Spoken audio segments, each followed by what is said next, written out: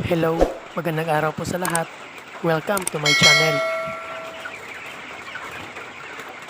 Ngayon po ang day 21 ng aking mga alagang chicken broiler. Sa gabi na po ako nakapag-video kasi maaga po akong umalis kanina. Pagpasensyahan nyo na rin po at medyo maingay yung background ng video kasi umuulan po dito sa amin ngayon. Ito na po yung sitwasyon ng ating mga alagang chicken broiler.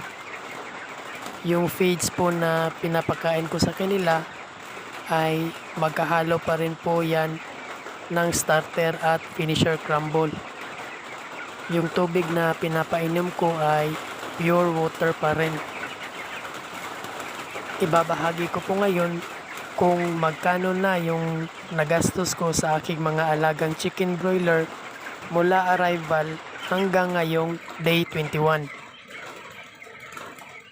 Pero bago yan, kung ngayon lang po kayo napadpad at nakapanood ng aking video ay welcome po sa inyo. Yung channel ko po ay tungkol sa pag-aalaga ng chicken broiler. Kung gusto nyo pong mapanood yung mga shinare kong experience mula arrival hanggang day 20 ay nasa description box po sa ibaba yung link ng mga videos.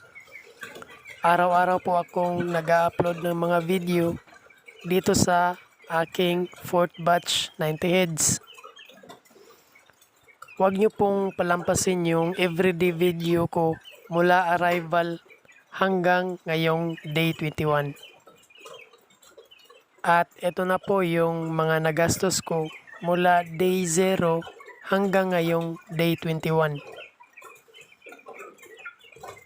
90 heads na sisiw times 35 po yung piraso equals 3,150. Nakagastos rin po ako niyan ng transportation ng mga sisiw times 300. 300 po yung nagastos ko. 3 pieces na Selectrogen times 23 equals 69. 1 bag starter crumble, yung presyo po ay 1,690.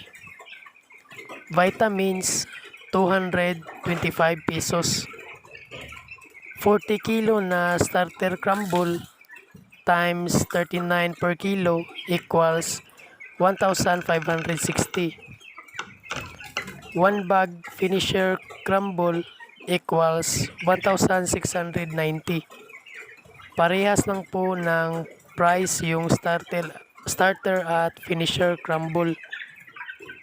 Yung total na gastos ko po ngayong day 21 na sila ay 8,684 pesos. Maraming salamat sa lahat ng tumapos ng video at sana'y nagkaroon kayo ng idea sa possible budget kapag nasa day 21 na yung mga chicken broiler. Kung hindi pa po kayo nakasubscribe ay please subscribe at hit the bell button para maging updated po kayo sa mga video i-upload ko tungkol sa aking 4th batch 90 heads. Magkita-kita po tayo muli sa day 22 mga solid kabantres.